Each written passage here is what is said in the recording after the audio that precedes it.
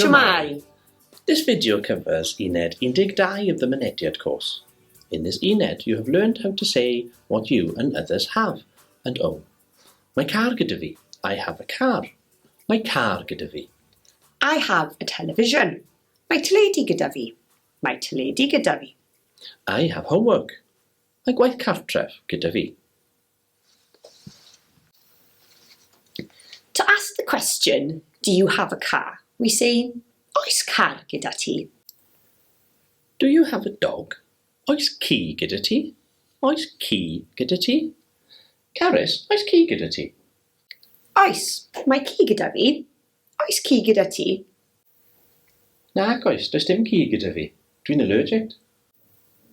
Yes, my friends, we do have another yes and no.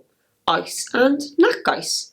The clue is in the question. If oes is in the question, oes or nac oes is going to be our yes or no. Chris, oes plant gyda ti? Oes, mae plant gyda fi. We can use this pattern with many different people using this formula.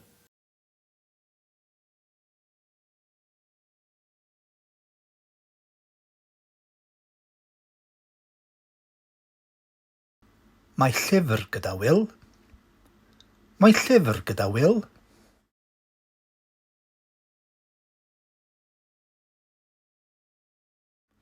Does dim teledu gyda Cassie. Does dim teledu gyda Cassie.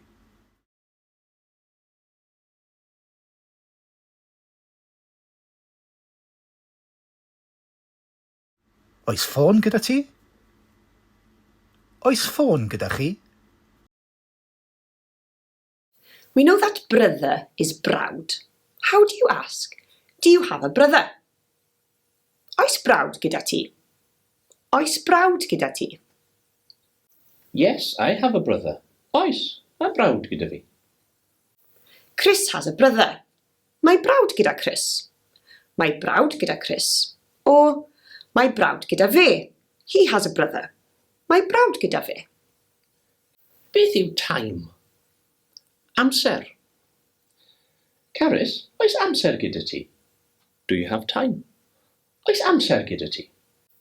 Nac oes. Does dim amser gyda fi. Mae 2 o blant gyda fi. Does dim amser gyda fi chwaith. I don't have any time either. Beth yw we don't have time? Does dim amser gyda ni. Iawn te. Here goes a quick fire round of cyfieithu, translation exercises, using the formula. Beth yw, he has a girlfriend or boyfriend. Mae cariad gyda fe. Mae cariad gyda fe. They have an idea. Mae syniad gyda nhw. Mae syniad gyda nhw. He doesn't have a sister. Does dim chwaer gyda fe. Does dim chwaer gyda fe. We don't have a pet. Does dim anifail anwes gyda ni. Does dim anifail anwes gyda ni. Does non have a car? Oes car gyda non? Oes car gyda non? Do non and rhian have a cat? Oes cath gyda non a rhian? Oes cath gyda non a rhian? Yes, they have a cat. Oes, mae cath gyda nhw. Oes, mae cath gyda nhw. Do you, chi, have an appointment? Oes appointiad gyda chi? Oes appointiad gyda chi? This Uned also looks at how many children do people have. Faint o blant sy gyda ti? Faint o blant sy gyda ti? To ask how many children someone else has, we change the T to the relevant person. How many children does he have? Faint o blant sy gyda fe? Faint o blant sy gyda fe? How many children does she have? Faint o blant sy gyda hi? Faint o blant sy gyda hi? To reply, you may need to know we have different numbers from 2 to 4, depending on if we're talking about mab, son, or merch, daughter. For the masculine numbers, we use the ones you will be most familiar with. 1, 2, 3, 4. One son, un mab. I have one son. Mae un mab gyda fi. Two sons, 2 fab. I have 2 sons. Mae 2 fab gyda fi. There's a soft mutation after the 2. 3 sons, 3 mab. I have 3 sons. Mae 3 mab gyda fi. 4 sons, 4 mab. I have 4 sons. Mae 4 mab gyda fi. For the feminine numbers, we use 1, 2, 3, 4. One daughter, un ferch.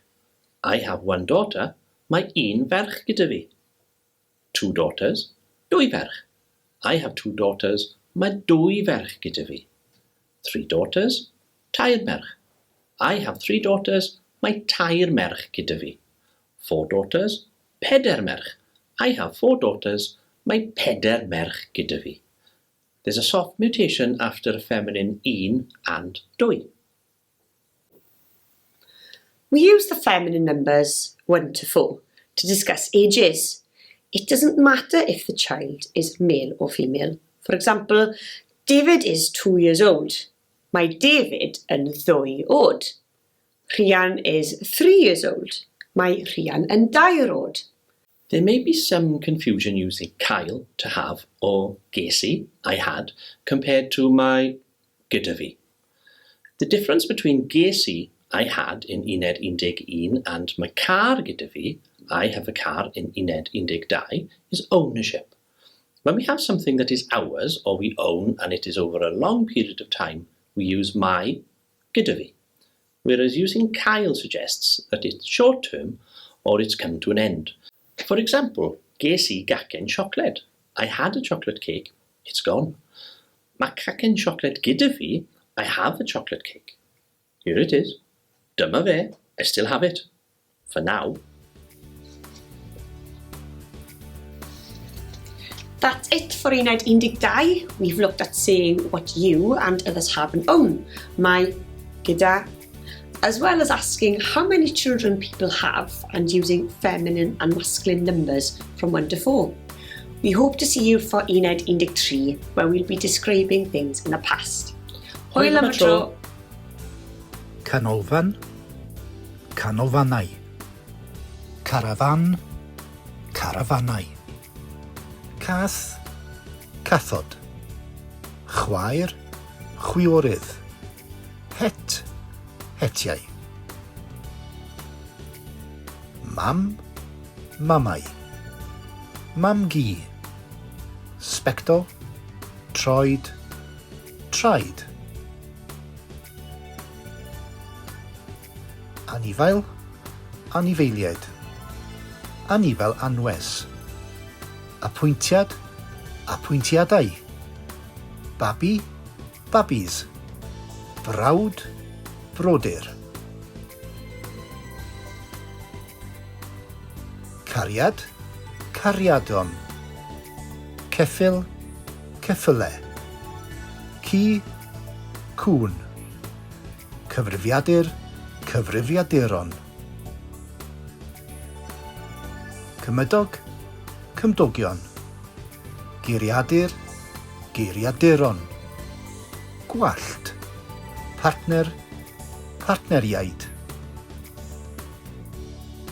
Plentyn, plant. Syniad, syniadau. Tad, tadau. Tadci.